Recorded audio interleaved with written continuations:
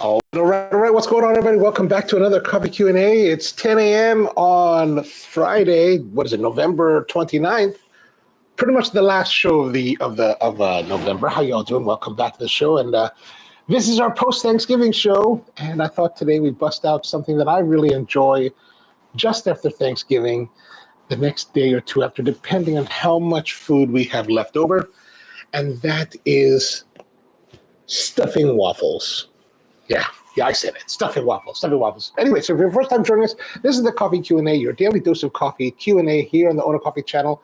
I'm Jay, your host, and we broadcast and live stream almost daily, most Monday through Fridays, 10 a.m. Eastern time, like today. So hope you're enjoying it. And if you have questions or ideas for future videos or things that you'd like to know about or see me experiment with, let me know in the comments. Be happy to put that into our rotation.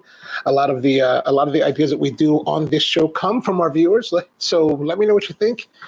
So we got our waffle iron. This is the Waring Commercial Professional. Well, yeah, the Waring Pro, not commercial. Waring Commercial is a little bit step higher. Waring Pro Professional Waffle Maker, and it's a decent waffle maker. It costs maybe like under $200. Rusty, what's going on, man? Good to see you. Mom, good morning to you as well. And Maku, is good to see you too.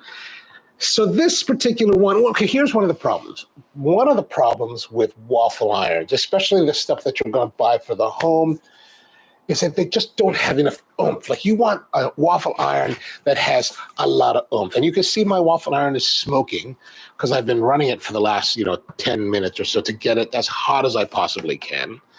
And whatever residual oils are left, it's all like burning off now, giving me carcinogens and probably going to give me some kind of,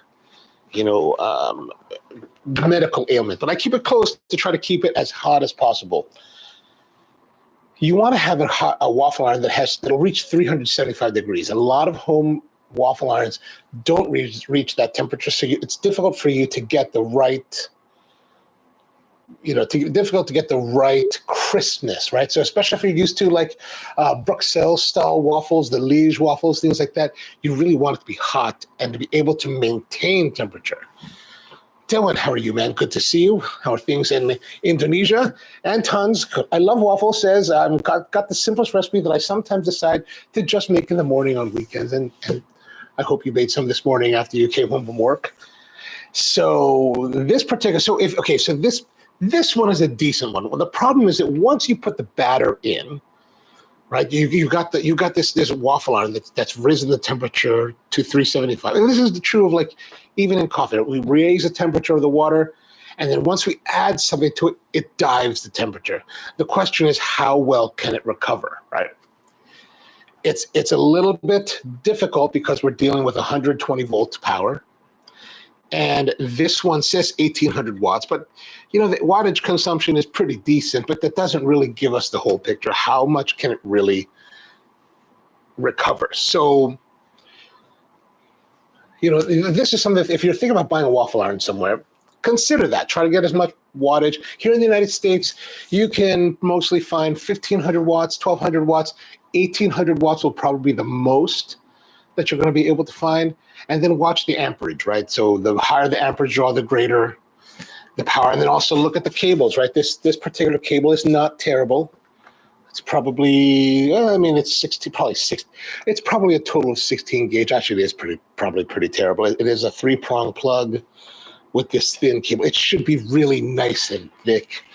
So these are things that are going to limit the ability of the waffle iron to heat. Now, if you want to go buck wild and go for what the true professionals use, there is a waffle iron out there, but known from a company called HVD. They're from Belgium. HVD 857, the A57. I'll show you a picture of it. This is it here. The HVD A57 Liège waffle iron, 220 volts. These are wildly expensive, especially for the home user. But if you're hardcore and you're just like, I must have the best waffles I must have waffles that the professional waffle guys will be jealous of me about, then this is the one. Here, if you're here in the United States, there's a place here in outside of Pittsburgh called the Belgian Kitchen, and they sell them for, does that say 4,000? Hold on. here we are. The A57, 4,600 MSRP with free U.S. continental shipping. Or there's a cheaper one. We'll cook 2 at a time. This is the smaller one, $3,300 with free continental U.S. shipping. So if you're buying one, I mean, it's great that they're going to give you free shipping. But for me, it's like Pittsburgh's 5 hours. I'd probably drive there to pick it up and then like have some lessons from them on how to properly use it. But these waffle irons are, if you're going to buy a waffle iron, if you want to spend wild money for the ultimate in waffle irons, that's the one to have. Of course, you're going to need to have 220 power, or maybe the single, maybe the 2 waffle doesn't need 220 power. Yeah, the L26, the 2 one. Oh, that is available in 110 volt or 220 volt. So the 110, it comes in 15 amps, 1700 watts. So that's going to really give you a lot of oomph.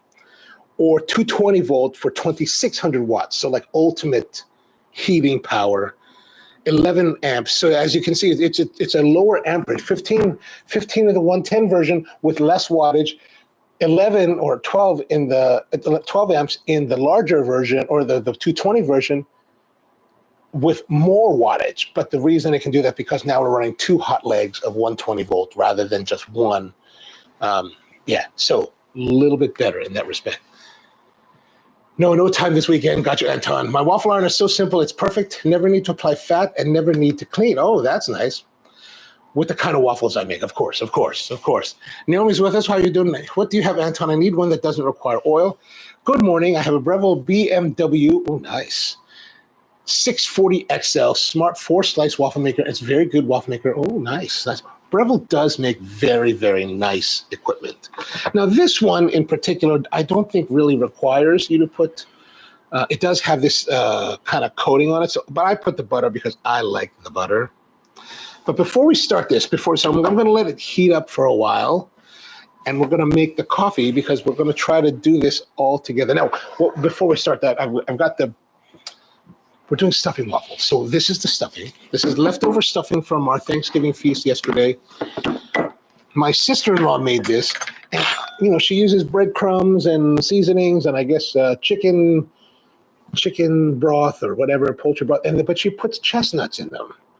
Is that right? Yeah, chestnuts, marrons, right? She puts chestnuts. I wish she does it every year. I don't know, but I always think it's kind of strange. But I like it. I really like it. So I'm like, I think it's strange, but I really like it. So, okay, this is going to be our thing. And the whole process is really, really simple. Super simple, super easy. Not difficult at all. But let's get our coffee ready. Today we're going to have a coffee, the House Nation coffee. I can zoom in a little bit for this. And we're going to use the House Nation. Here it is. We're going to, whoops. Oh, a little bit much. 24.2 grams.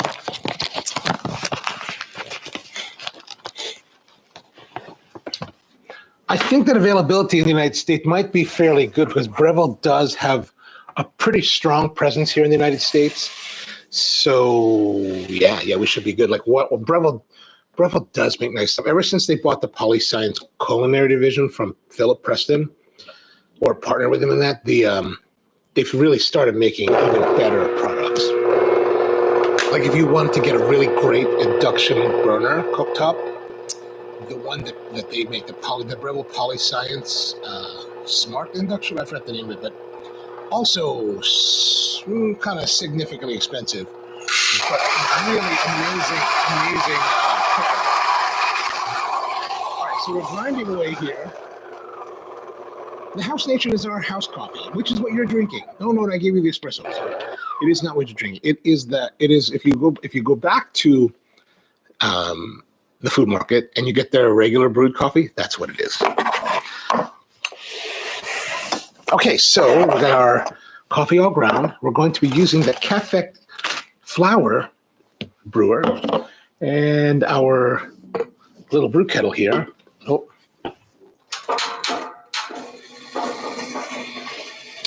heat that up. We're going to get we're using the Abaca paper from Cafec, right? We're using that. Better zoom out again.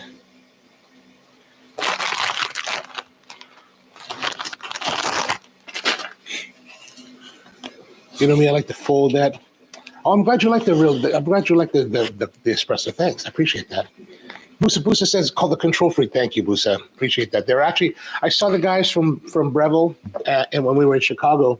And the guys that I mean from Breville, these are the guys that used to work for PolyScience when I knew them.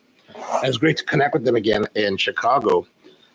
But they were telling me about the new one. They're having a new control freak that's smaller and maybe slightly cheaper.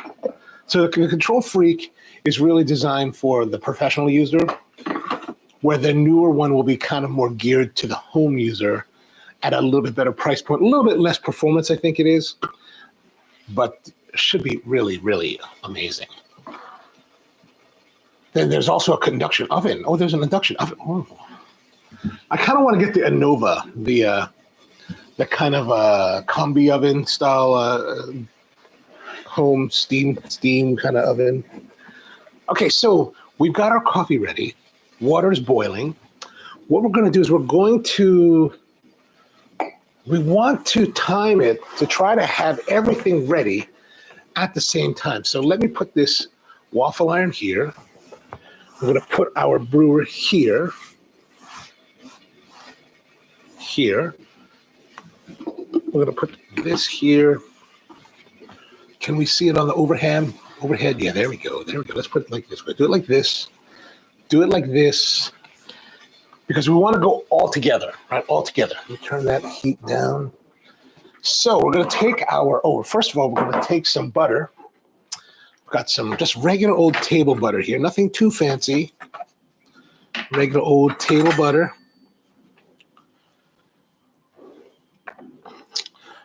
Then I was asking what gives it the reddish hue. Oh, the reddish hue comes from, I guess, the colorant that's natural in espresso, but also the way that colorant comes out into the crema, the foaming of the espresso fats, the coffee fats. I guess gives it that color. You know what? I've never had anyone ask me that question before. I've never even pondered that question. Like, why does it get color? So I guess when there's enough of extract, so this is good. Let's think about it. When you've got the ground fine enough that it doesn't stall, but it flows, but it doesn't flow too fast, right? Because if it flows too fast, we get very blonde color crema. But there's something about that right point where I guess it's pulling that pigmentation. Because I complained to everyone about the color of coffee and how much I hate it as an ingredient in food, because it just makes everything brown. That brown is being extracted and I guess coloring the crema. And maybe that reddishness, maybe the reddish part is something to do with the refraction of the bubbles, the fat bubbles. I don't know. That's a really good one. Okay, we're going to take we got really nice hot going on here. I'm just going to put a little bit in here. It's going to start to brown and sizzle. As you can see, it's sizzling. Now we're going to take our stuffing and we're just going to stuff it in there. We're just going to put it in here. We're not even going to like put it nicely. We're just going to put it in here and just get it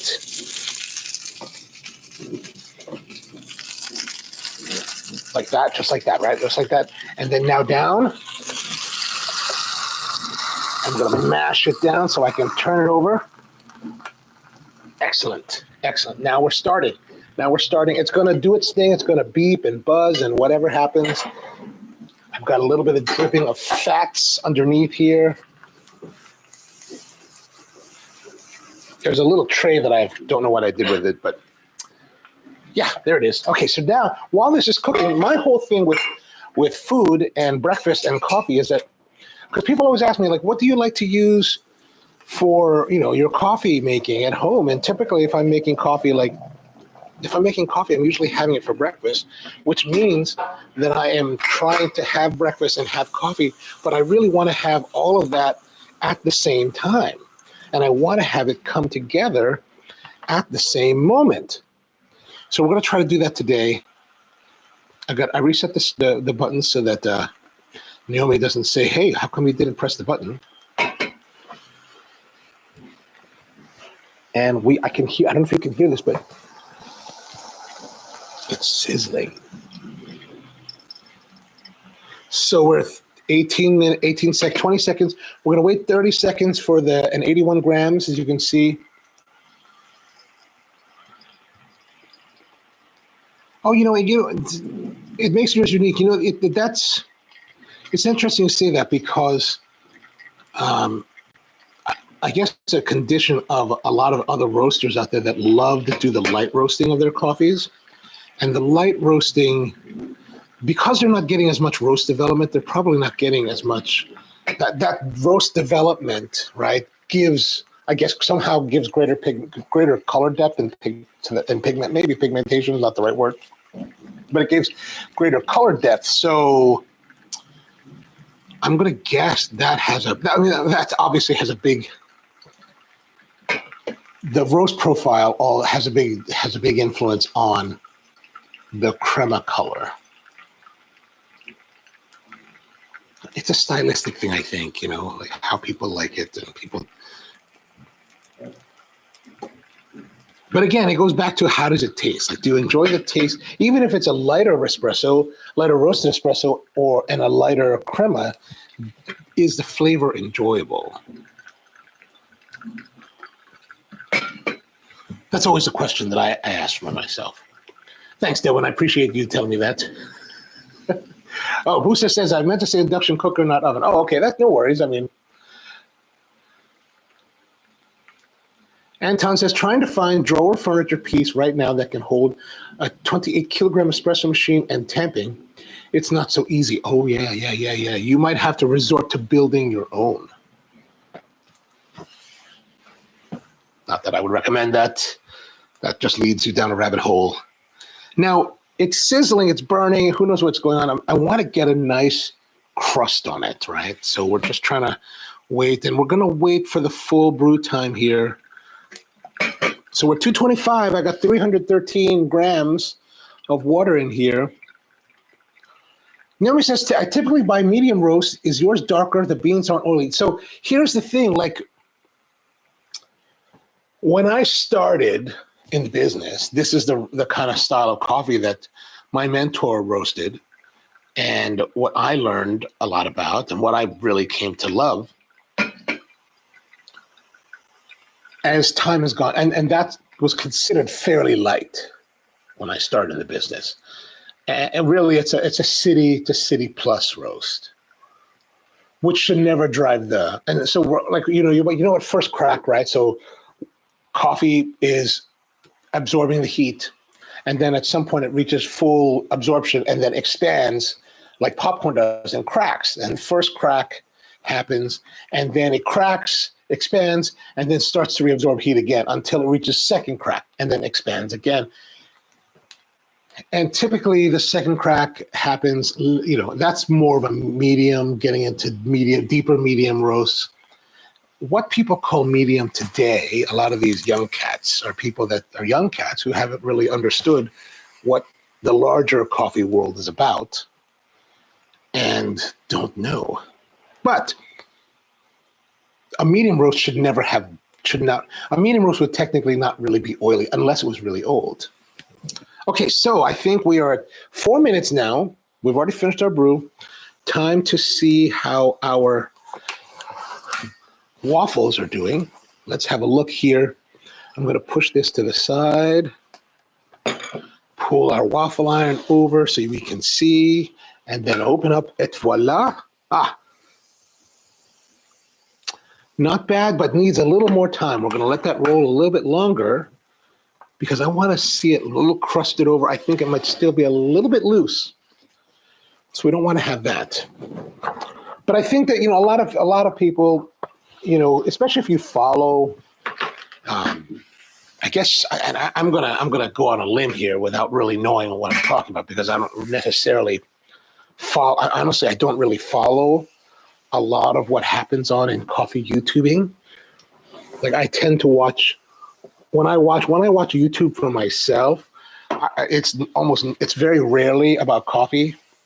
It's usually about um, YouTube production, some technology related to YouTube production, and most recently woodworking. I don't really watch much coffee. Like people talk about James Hoffman's video, and to be honest, I don't really watch any of his videos. I haven't seen many videos of his. I saw the one where he did the $300 espresso, and I was like, huh, pretty cool. But yeah, I should be better at things like that, but I'm really bad at it. But so what I'm saying by that is that so a lot of people will come out and I believe that this was happening. A lot of people are saying, like anything past first crack is getting too dark. And that's just not true. You're getting better development of the roast profile. You're getting greater sweetness development. Everything. There's so many positive things that happens by going a little bit deeper with your roast. Because I remember talking to some roasters and they're like, first crack, we drop. What? Like beginning of first crack. I was like, because they want to have that accentuated brightness. That's what they really want. They want those high tones. And then it becomes very unbalanced. And I'm like, I don't really like unbalanced stuff. Like, for example, one year, many years ago, this is probably over 10 years ago, I think maybe 2009, we were in Portland, Oregon for one of the conferences.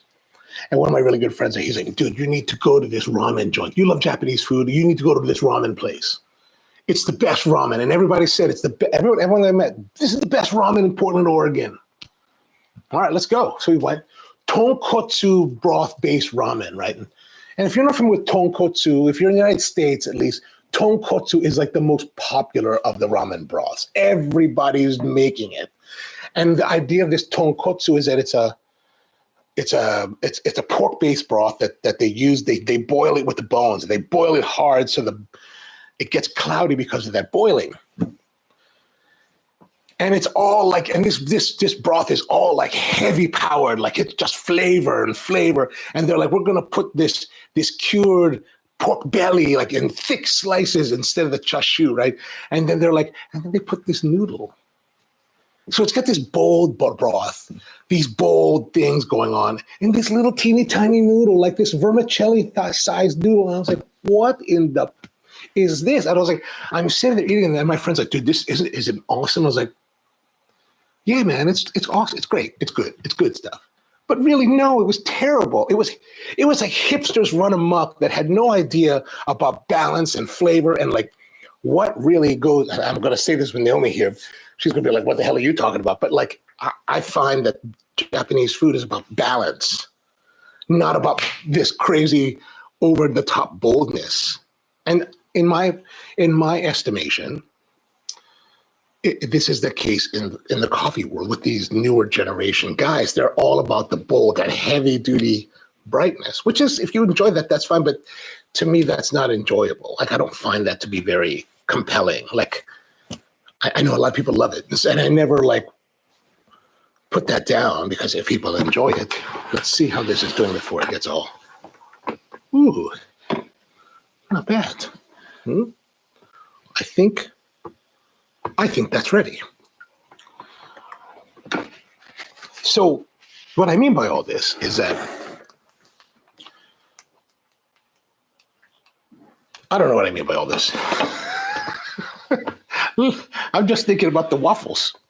Okay, so we got the waffles. It's all ready to go. Let me put this over here so we can see. I got a plate and I got some sides to go with our waffles. Oh yeah, it should come out fairly. It's not going to come out completely whole because of the way that I put it in here, but we'll see. We'll see. Okay, nice and hot. Okay, good.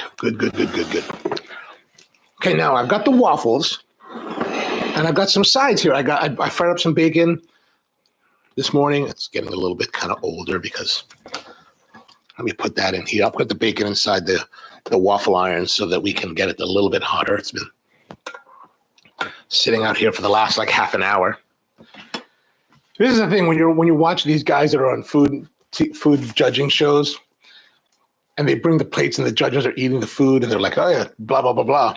The reality is that the food is as cold as this. At least it's been sitting out for like an hour or two or whatever, because it's time to set up and move positions.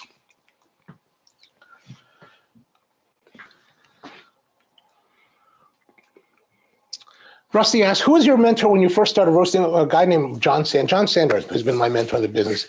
I kind of learned a little bit about roasting on his old UG25, UG22, 1955 UG22 Probat, big old cast iron drum. So I'm very old school in that respect. Like I love that cast iron roasting.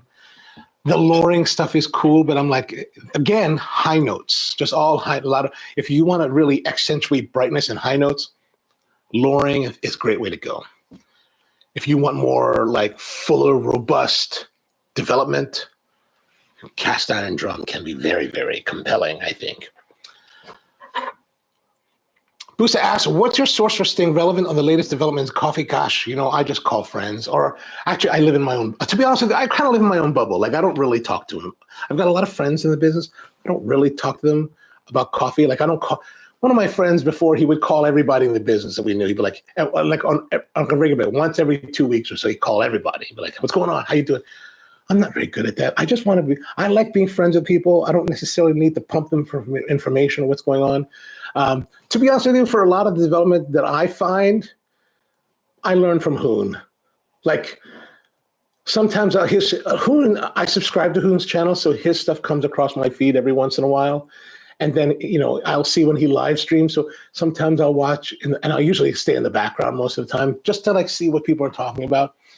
And just to keep my breath, because to me, it's the world that you guys are in as enthusiasts is a very different world than mine. So it's like, I'm kind of fascinated by it, because it's just, you guys have different issues than we would have in the professional ranks. So perfectly understood in that respect. Festool waffle maker and coffee roaster. That would be pretty epic to have a Festool coffee roaster. But the Germans, so there it is. The UG22 is a Probat from Emmerich, Germany. The Germans, man, they make all kinds of stuff. It's like the Axis powers from World War II seem to make really great stuff, right? The Germans, the Japanese, and then every once in a while the Italians. But the Italians are a little bit they do great stuff, and then sometimes they're really different. Like, for example, if you want like a Fiat, you got to fix that a lot. Or like if you have a Petroncini roaster like I do, nothing. You get there is no servicing from Petroncini. There is no support. There is no getting parts. There is no getting nothing. No matter how many times I may have talked to a representative at a trade show, tried to reach out through the internet, even had emissaries who are Italian businessmen reach out to them to try to get some kind of service, parts mainly for like the motors that are on the machine. Nothing. It's like in some sectors of manufacturing, the Italians, they just don't care. They're like, we make our thing. You like it, good. If you don't, yeah, it's okay. It's okay. So what can you do? Naomi says, my palate isn't sophisticated enough for third wave. I might be saying, no, I would not, I would never say that anyone is unsophisticated to taste coffee. Everybody can taste coffee, and honestly, taste coffee better than people like myself.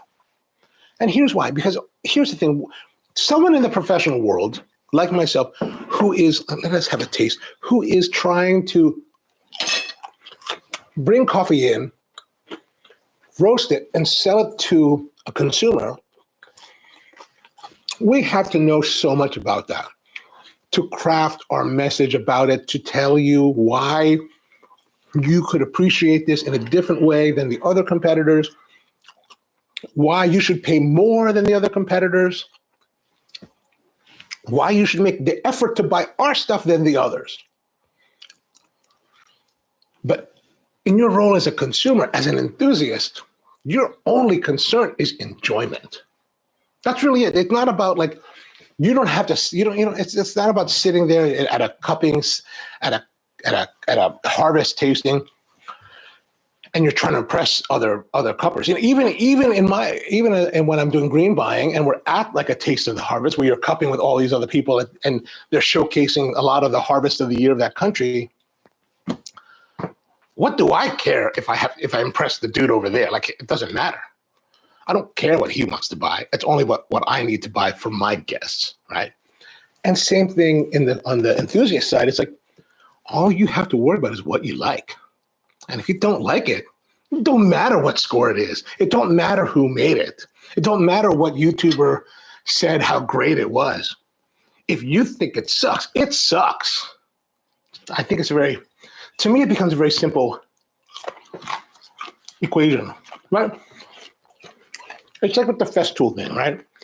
Like, in my interest and pursuit of it, I have learned a lot about why. But at the end of the day, all of that is fine. The additional cost, the really great warranty, the great service, the support, that's all wonderful. But if the tool sucks to work with, then it sucks no matter what, no matter the rest of it, right? So just something about it. So I always hear people come in to the shops and they're like, well, I'm not a good taster. Well, you're not a good taster as far as sitting there trying to find attributes to the coffee to identify and speak flowery to everybody, like myself or some of the other guys that I know. But that's only because you haven't done it and you haven't practiced it, and you don't need to do it. All you have to do is sit there and like, yeah, maybe it tastes like tea and flowers and chocolate or whatever it may taste like. But all you have to worry about is whether you like it. And if you like it and you enjoy it, what more do you really need to know? Now, there are some people that want to wax poetic and pontificate about things to their friends, and they will sit there and try to conjure up, and you may be around them at some point, and they may be trying to give you the whole pretentious routine, like, oh, I know, I bought this coffee from James Hoffman, and I met him last year while we were walking through London. Have you? No, dude, I don't care. Like, this coffee sucks. I don't know why you like it. It just sucks. So don't get too wrapped up in all that, I think. Anton says, I love third wave. Me too. I'm a third waver. I definitely am a third waver. Waffle looks like a post-nuke waste. Come on, man. It's all crunchy. I better eat this. We got to eat some of it. So we're eating the waffle, and it's nice and crusty, which I really like. I'm going to have a bite of it with some of the House Nation coffee, which I think, and why I chose this coffee than the other ones is because it's got that more bolder body, a little bit more richer, because I wanted to stand up to the waffle, because the waffle's so hearty, because it's stuffing, right? It's not just flour and eggs.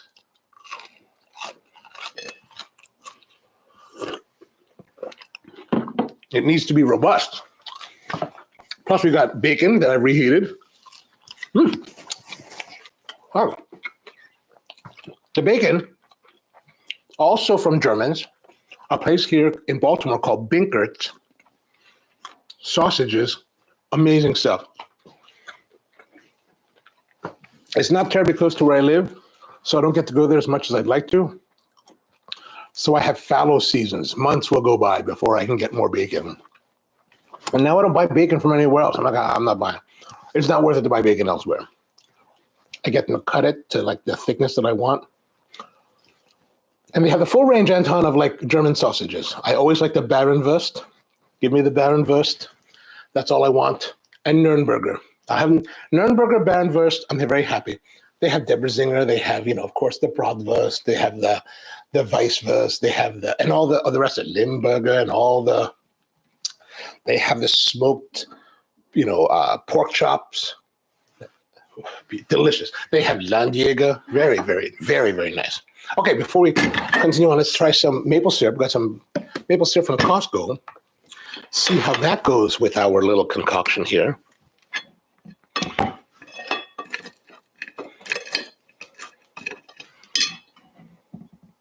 I like, and the reason I go pretty deep with this cooking to make it nice and crunchy on the outside, because I like textural juxtaposition in foods.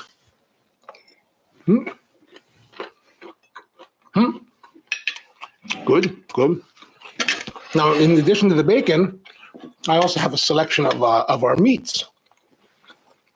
So I got some of the white meat and the dark meat from the turkey. I microwaved it about half an hour ago. So of course it's cold now, but the turkey turned out really well.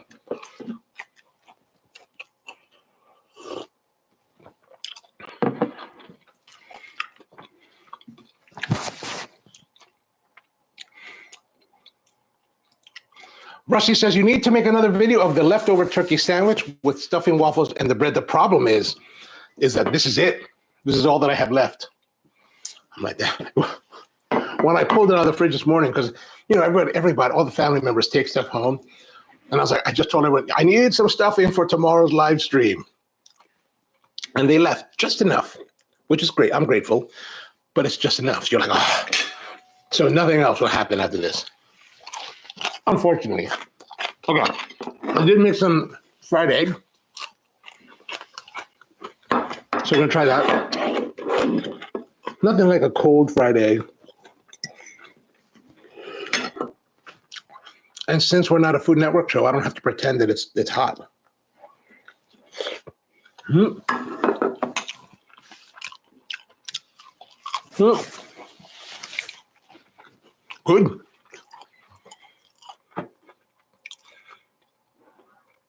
I consider myself a slow person, as Anton, but when I watch Hoon, it's like time is slowing down. I can't watch him. I always want to, but I end up turning off. I do understand what you're saying. I think that a lot of times with live streams, I think live streams are really interesting.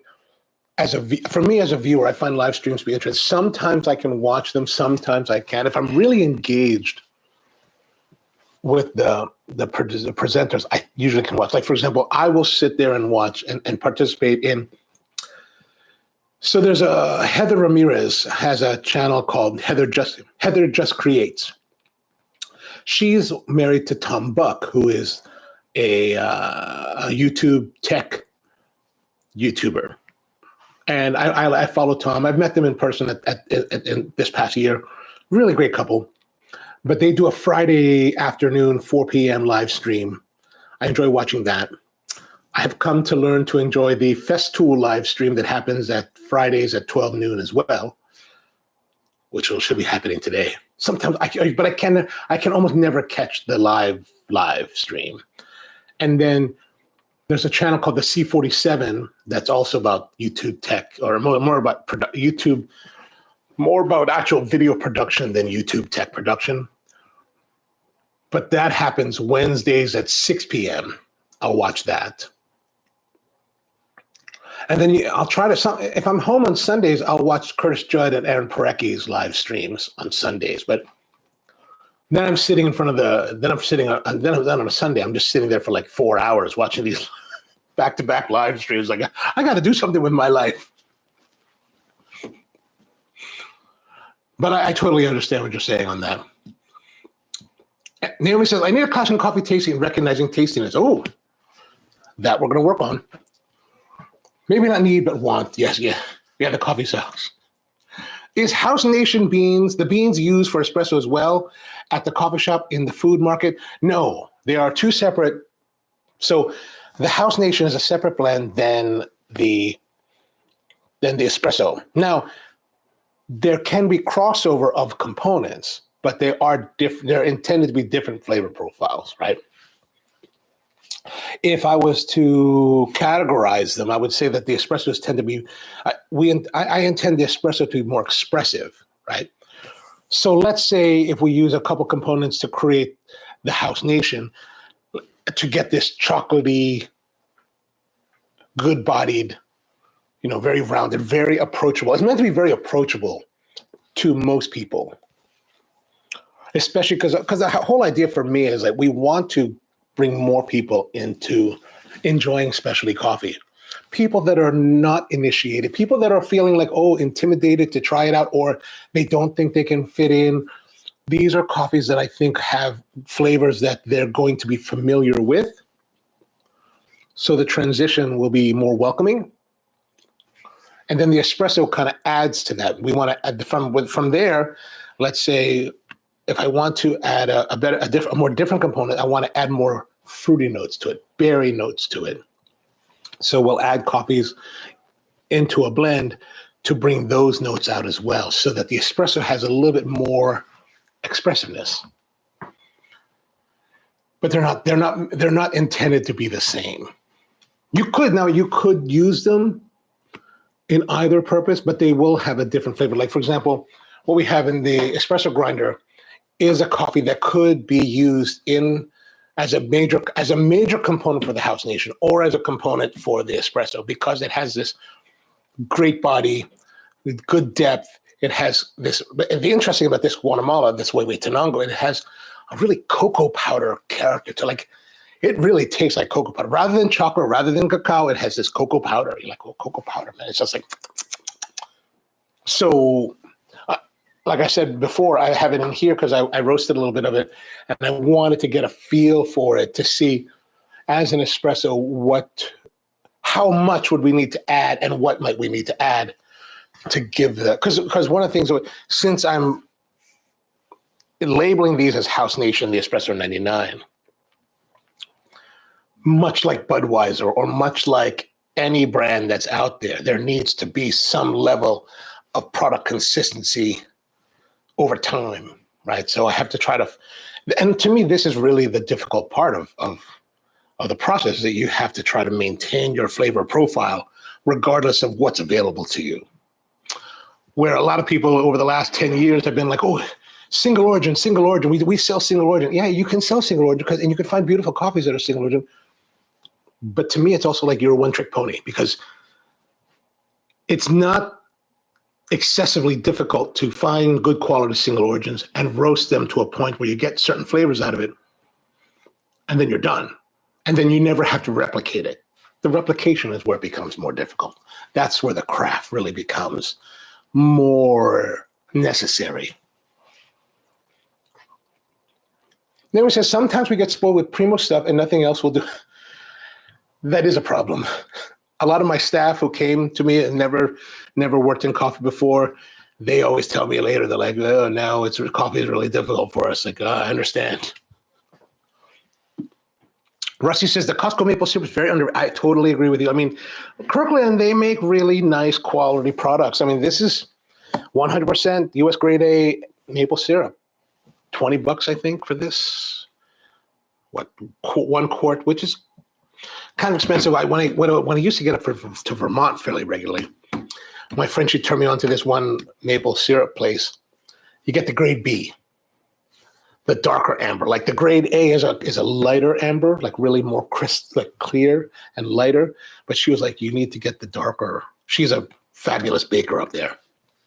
She's like, you need to get the grade B, the stuff that nobody really wants, the stuff that most tourists don't want, but people like us will love. And I was like, all right, I'll go buy that.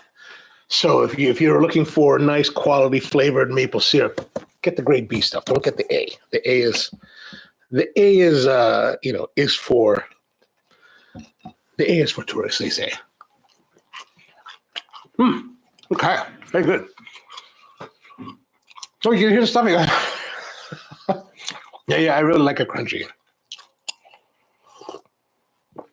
Naomi says, I really appreciate you reading and asking. I try to, man, because I think it's important. Like, even myself as a viewer, like, you with a YouTuber that I feel engaged with in their live stream. Like, if I put a question, you're excited. I'm excited to hear him say, "Hey, and OnoCoffee said this," and I was like, "Ah, right on, man!" Like, even today, I still get that when I watch the YouTubers I watch. I'm like, "All right."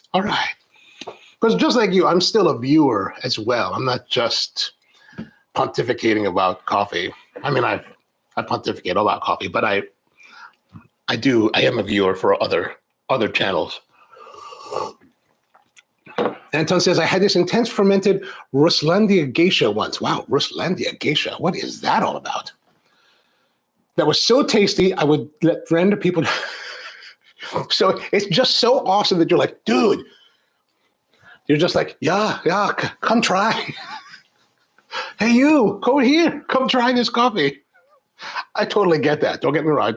I'm not making fun of you. I totally get that. Like there's times you have to you just want to let everybody know this is some awesome stuff. The city's this city's Vivaldi coffee. Okay, this city's Vivaldi coffee, Canefra chakra, warmy honey. Wow, man, that Vivaldi coffee, Canefra chakra, warmy honey. God, I want to make a T-shirt out of that. Can you just say that? That's a good tongue twister. Vivaldi coffee, Canefra chakra, warmy honey. No, warmy or varmy was my introduction special. Oh, that's interesting. I've never had that, so I'm not Vivaldi. So is Vivaldi? Am I saying that correct? Is this? I'm presuming that this city's Vivaldi means that's the name of the coffee shop. Is that correct? Canefra chakra, warmy honey. Canefra chakra. So is that? So it's a Robusta from in India. Is that right? Is that chakra being India? Is that correct? Yeah, the darker syrup Naomi is much more fun. Oh, it is. Okay, good, correct. Thank you, Anton. All right, good. More bacon. The last time I ordered the bacon, right? If you look at this bacon, it's pretty thin. I normally don't like thin bacon. I like it thicker. But the last time I went, I said, make it thick, like really thick. And she made it really thick. And then as I was eating it, I was like, this is too thick. Because by the time I got it to crunch, it would be like too big. So this time I was like, she's like, what do you want? How do you want to slice it? I said, the last time I came here, I got it too thick. How about regular? So this is what most people will have. And it's too thin. Like it's really like, this is like now bacon chips. This is a style that my mom and my niece, my brother, my sister-in-law, they love it this way. Like hard and chippy, actually even harder and drier than this. They like it a little more, like almost to the point of getting singed. I think it's too much. I want a little bit of, like I said, I like textural juxtapositions. I want a little bit of chew on the inside. Right, crunch and chew, like this. Like this one, waffle, crunch and chew. Very nice, very nice. Anton says it's a Canefra and chakra warmy is the name of the cooperative. Ah, okay. They're in Ecuador. Oh, totally missed that one. That coffee still holds a special place in my heart. It's their flagship coffee. I'm going to have to try that. I'll have to look that up and see how I can get some of that. To me, I think it's normal to have for people to have a coffee like that they react to. Like I remember when I started out in 2003, my first trip to Portland for coffee. My buddy and I, we went to Stumptown at the time, and I was really early in the career. Like I was in my first year. And I had heard, we've been investigating especially, and I'd heard about this blueberry coffee with blueberry notes. I was like, blueberry coffee, that sounds weird. So we went there to Stumptown, and they were serving this Ethiopian harar that supposedly had blueberry notes. We sat there, I ordered a cup. Oh my gosh, it was amazing. I was like blown away. I was like blown away by this coffee. I was like, holy crap, like this is amazing. It was like blueberries. It was like blueberries were beautiful. That same trip, a couple of days later, or a day or two later, I met this other barista, Kyle Larson, who became the United States barista champion at some point. And he was working for Zoka Coffee at the time. And at their booth, he made me a macchiato, like the style we talked about last week. Man, I mean, that's significant. That was a significant coffee. Another coffee that I remember, 2008. Number 2007. It was a 2007 harvest of the Edido Misty Valley from Ethiopia. Like I told you, I like blueberry flavors, natural processed coffees. This one had the most vibrant and beautiful blueberry note that I've ever experienced in coffee. I've never experienced this since, like to this level of beauty. Like I was so blown away by this coffee. I called up an importer in California, Vornus, that was importing. I was like, dude, I need to buy the coffee. Send me a bag right away. I don't care what it costs. Put it on a pallet, throw it on a truck. They're in California, so it has to ship all the way across and ship it all the way here to me in Maryland because I got to have it. And man, to this day, it's one of the most memorable coffees I've ever had. Those three coffees, I mean, I'm well into my career and like, it's still what brings like memory. So you'll totally have that for as long as you will, you know. Their online shop is back up soon. Maybe you can get it there. Oh, okay, I will check it out. They had to do a fundraiser because they got into financial troubles due to some big assured payment ditching on them. Oh, gosh. That happens. That happens. That does happen. It's a shame. All right, I will look that up. Vivaldi Coffee. I don't know. Vivaldi is the coffee shop, right? Or coffee company in Germany. Is that right? Either way, I'll look it up.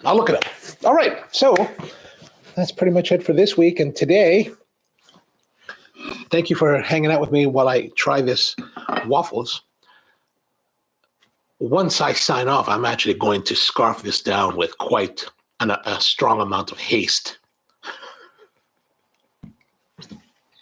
I just try not to do that like on camera, you know, this kind of like crazy, like carnivorous, voracious kind of eating, like a raptor kind of eating away, raptor consuming humans kind of eating. They raised $22,000 in 12 days. Whoa! And now I'm waiting for a nice cup and oh, excellent. Well, congratulations. I hope that pulls them out of their rut and the troubles that they have with that guy dropping on them. All right, so hope you have a wonderful weekend. Back again on Monday with more of the Coffee Q&A. If you have questions or thoughts or comments or suggestions, let me know in the comments. And I hope you have a wonderful weekend and see you next time.